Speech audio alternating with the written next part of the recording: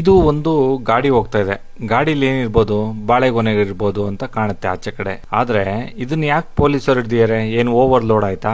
ಇಲ್ಲ ಓವರ್ಲೋಡ್ ಹಾಕೊಂಡು ಏನಾದ್ರು ಡಿಎಲ್ ಗಿಎಲ್ ಇಲ್ವಾ? ನೋಡಿ ಹಂಗೇನೆ ಏನಕ್ಕೋಸ್ಕರ ಪೊಲೀಸರು ಹಿಡ್ದಿರ್ಬೋದು ಅಂತ ನಿಮಗೆ ಟೈಟ್ಲು ಮೇಲ್ಗಡೆ ನೋಡ್ತಿದ್ದಂಗೆ ನಿಮ್ಗೆ ಗೊತ್ತಾಗುತ್ತೆ. ಆದ್ರೂ ನಾನು ಹೇಳ್ತಾ ಇದ್ದೀನಿ, ಇವತ್ತು ಒಂದೊಳ್ಳೆ ಕೆಲಸ ಮಾಡಿರೋಂಥ ವಿಡಿಯೋಗಳನ್ನ ನಿಮಗೆ ತೋರ್ಸಕ್ಕೋಸ್ಕರನೇ ಈ ವಿಡಿಯೋನ ಮಾಡಿರೋದು.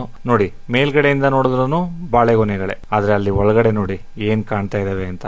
ಹಸುಗಳು ಕಾಣ್ತಾ ಇದೆ. ಹಸುಗಳನ್ನ ಸಾಕ್ಸಕ್ಕೋಸ್ಕರ ಬಾಳೆಗೊನೆ ನೆಪದಲ್ಲಿ ನೋಡಿ ಯಾವ ತರ ಪ್ಲಾನ್ ಮಾಡಿದ್ದಾರೆ ಅಂತ ಅಂದ್ರೆ, ಈ ತರನು ಪ್ಲಾನ್ ಮಾಡಿ ಕರ್ಕೊಂಡು ಹೋಗ್ತಾರೆ ಹಸುಗಳನ್ನ ಅಂತ ಹೇಳಿ ಇವತ್ತೇ ಗೊತ್ತಾಗಿದ್ದು. ಯಪ್ಪ ದೇವ್ರೆ, ಮೂಗ್ ಪ್ರಾಣಿನ ಯಾವ ತರ ನೋಡಿ ಹೊರ್ಚ್ಕೊಳ್ಳಲ್ಲ ಕಿರ್ಚ್ಕೊಳ್ಳಲ್ಲ ಅನ್ಬಿಟ್ಟು ಈ ತರ ಎಲ್ಲ ಪ್ಲಾನ್ ಮಾಡಿ ಕರ್ಕೊಂಡು ಹೋಗೋದು ಎಷ್ಟು ಮಟ್ಟಕ್ಕೆ ಸರಿ? ಇದನ್ನ ಕಡಿವಾಣ ಹಾಕಕ್ಕೆ ಆಗೋದೇ ಇಲ್ಲ ಅನ್ಸುತ್ತೆ ಮೋಸ್ಟ್ಲಿ. ಎಷ್ಟೇ ಹೋರಾಟ ಮಾಡಿ ಏನೇ ಮಾಡಿ ಈ ತರದೊಂದು ಕೆಲಸ ನಡೀತಾನೆ ಇರುತ್ತೆ. ನೋಡಿ, ಹಸುಗಳೆಲ್ಲ ಒಳಗಡೆ ಕೂತಿದಾವೆ. ಮೇಲ್ಗಡೆ ಹೆಂಗೆ ವುಡ್ ಹಾಕ್ಬಿಟ್ಟು ಮೇಲ್ಗಡೆ ಮಾತ್ರ ಪ್ಯಾಕ್ ಮಾಡ್ಕೊಂಡು ತಗೊಂಡ್ ಹೋಗ್ತವ್ರೆ. ಕಾನೂನು ಈ ತರ ಕೆಲಸ ಮಾಡೋರ್ಗೆಲ್ಲ ಒಂದು ದೊಡ್ಡ ಕಠಿಣ ಶಿಕ್ಷೆ ಕೊಡ್ಬೇಕು. ಯಾವ ತರ ಇರ್ಬೇಕಪ್ಪ ಅದು ಶಿಕ್ಷೆ ಅಂತಂದ್ರೆ, ನೆಕ್ಸ್ಟ್ ಆ ತರ ಕೆಲಸ ಮಾಡೋಕೆ ಅವ್ರಿಗೆ ಮನಸ್ಸೇ ಬರಬಾರ್ದು. ಆ ತರದೊಂದು ಶಿಕ್ಷೆ ಕೊಡಬೇಕು.